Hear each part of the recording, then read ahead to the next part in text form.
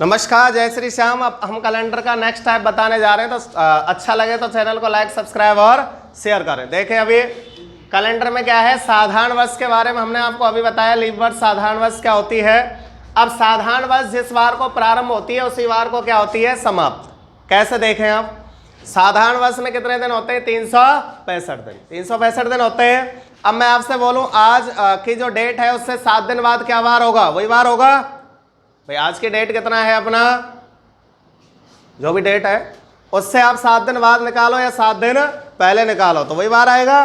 ठीक है जी। तो ऐसे ही क्या है, साधारण वर्ष में हमारे 365 दिन होते हैं। तो 1 जनवरी का जो वार दे देगा और 31 दिसंबर का जब पूछेगा तो इनका अंतर आएगा 364। जब हम 7 का भाग लगाएंगे तो शेष कितना बच के आ जाएगा, 0। 7 5 35, 1 है 7 दूना 14, 0 शेष बचा है। इसलिए उसी वार को प्रारंभ, उसी वार को समाप्त। ठीक है जी।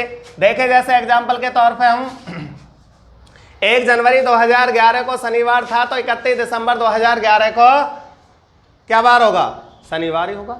क्यों होगा, देखें आप 2011 कौन सी वर्ष है, साधारण वर्ष।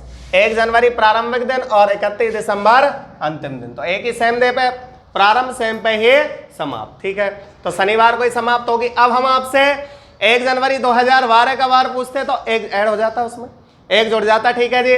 शनिवार में एक जुड़ जाता तो क्या आता हमारा, रविवार। ठीक है। अब आगे देखें हम, लीप वर्ष जिस वार को प्रारंभ होगी उससे अगले वार को समाप्त होगी। ठीक है जी। लीप वर्ष जिस वार को प्रारंभ होगी उससे अगले वार को समाप्त होगी। कैसे, उसमें कितने दिन होते हैं, 366। लीप वर्ष में कितने डेज होते हैं, 366।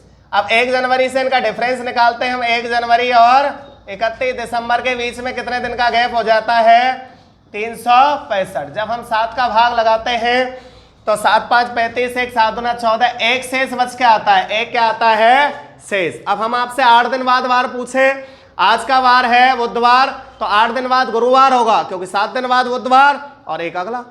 ठीक है जी। तो ऐसे ही क्या है, इसमें एक शेष है तो अगले वार को समाप्त होगी। लीप वर्ष जिस वार को प्रारंभ होती है उससे अगले वार को समाप्त होती है। लीप वर्ष जिस वार को प्रारंभ होती है उससे अगले वार को समाप्त होगी। देखें 1 जनवरी 2012 है, 2012 कौन सी वर्ष है, 4 का भाग जा रहा है, लीप वर्ष है। 1 जनवरी 2012 रविवार था, तो 31 दिसंबर 2012 को क्या वार होगा, सोमवार, क्योंकि अगले वार को समाप्त होगी। कौन से वार को समाप्त होगी, वो अगले वार को। ठीक है जी। देखें 1 जनवरी 12 रविवार है, तो 31 दिसंबर 12 को क्या होगा, सोमवार। अब आपसे हम 1 जनवरी 2012 का वार देके 1 जनवरी 2013 का पूछते तो यहाँ 2 ऐड हो जाता। कितना जुड़ जाता है यहाँ पे, 2। क्यों, क्योंकि 1 जनवरी 2012 से 31 दिसंबर 12 में गए तो एक ऐड हो गया, और अगले साल में जाएंगे तो एक और ऐड हो जाता। तो 1 जनवरी 12 को रविवार है, तो 1 जनवरी 13 को क्या हो जाएगा, मंगलवार। ठीक है जी, क्या वार हो जाएगा, मंगलवार। अब नेक्स्ट क्वेश्चन ये आपको करना है, 1 जनवरी 2016 को शुक्रवार था, तो 31 दिसंबर 2016 को क्या वार होगा। थैंक्स, धन्यवाद।